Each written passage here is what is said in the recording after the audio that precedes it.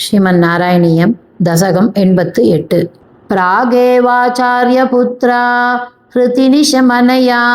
स्वीयषट्सूनुवीक्षां काङ्क्षन्त्या मातुरुक्त्या सुतलभुवि बलिं प्राप्यतेनार्चितस्त्वं धातुशापाद्धिरन्यान् वितकशिपु भवान् शौरिजान् कंसभग्नान् आनीयैनान् प्रदर्श्य स्वपदमनयता पूर्वपुत्रान् मरीचे श्रुतदेव इति श्रुतं द्विजेन्द्रं बहुलाश्वं नृपतिं च भक्तिपूर्णं युगपत्वमनुग्रहीतु कामो मिथिलां प्रापित तापसै समेतः गच्छन् द्विमूर्तिरुभयोर्युगपन्निकेतम् एकेन भूरि विभवैर्विहितोपचारः अन्येन तद्दिनपृतैश्च पलौ तनाद्यैः तुल्यं प्रसेदित ददात च मुक्तिमाप्याम् भूयो तद्वारवत्यां द्विजतनयमृतिं तत्प्रलापानपि त्वं को वा दैवं निरुन्ध्याद् इति किल कथयन् विश्ववूढाप्यसोढा जिष्णोर्गर्वं विनेतुं त्वयि मनुजधिया कुण्ठिताञ्चास्य बुद्धिं तत्त्वारूढां विधातुं परमतमपद प्रेक्षणेनेति मन्ये नष्टा अष्टास्य पुत्राः पुनरपि तव तु पेक्षया कष्टवातः स्पष्टो जातो जनानाम् अत ततवसरे द्वारका मापपार्थः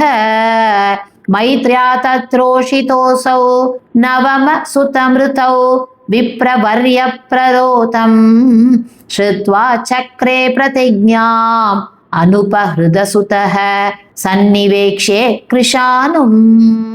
मानीसत्वामपृष्ट्वा द्विजनिलयगतो बाणजालैर्महास्त्रैः रुद्धानः सूतिगेहं पुनरपि सहसा दृष्टनष्टे कुमारे यां या मैन्ध्रीं तधान्या सुरवरनगरी विद्यया साध्यसद्यो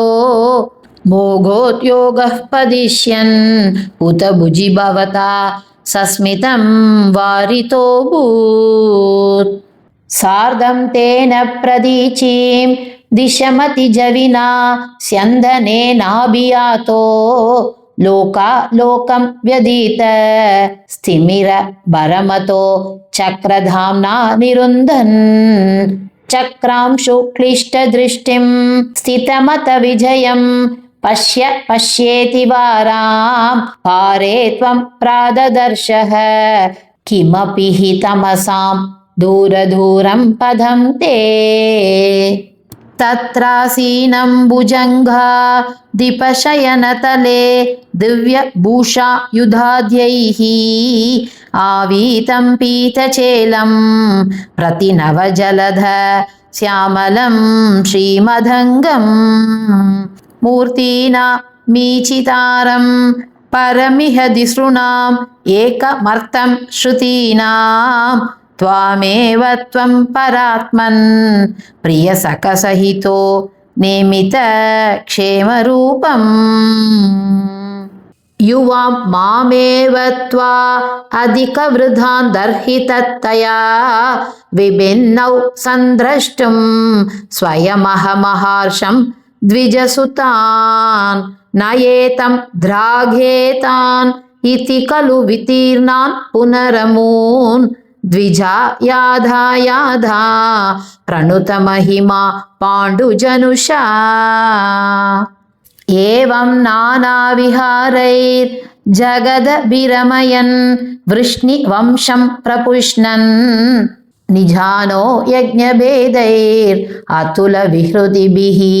प्रीणयन्नेन नेत्रा भूभारक्षेपतम्भाद् पदकमलजुषां मोक्षणा यावतीर्णः पूर्णं ब्रह्मैव साक्षात् यदुषु मनुजता रूषितस्त्वं व्यलासी प्रायेण द्वारवध्याम् अवृतदयितधा नारदस्त्वद्रसार्द्रः तस्माल्लेभे कदाचित् खलु सुकृतविधिः त्वत्पिता तत्त्वबोधम् भक्तानामग्रयायी स च खलु मधिमान् उद्धवस्त्वत्तयेव प्राप्तो विज्ञानसारं स किल जनहिता यादुनास्ते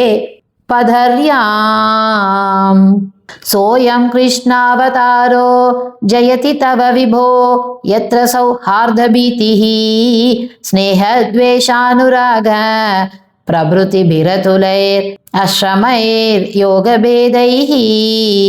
आतिं तीर्त्वा समस्ताम् अमृतपदमगु सर्वतः सर्वलोकाः सत्वं विश्वार्तिशान्त्यै पवनपुरपते भक्तिपूर्त्यै च भूया श्रीहरये नमः श्री पोन्नु गुरुवायूरप्पने शरणं श्री चोटानिक्करे भगवति अम्मये शरणं आनंद चिन्मयने शरणं नारायण अखिलगुरु भगवन्नमस्ते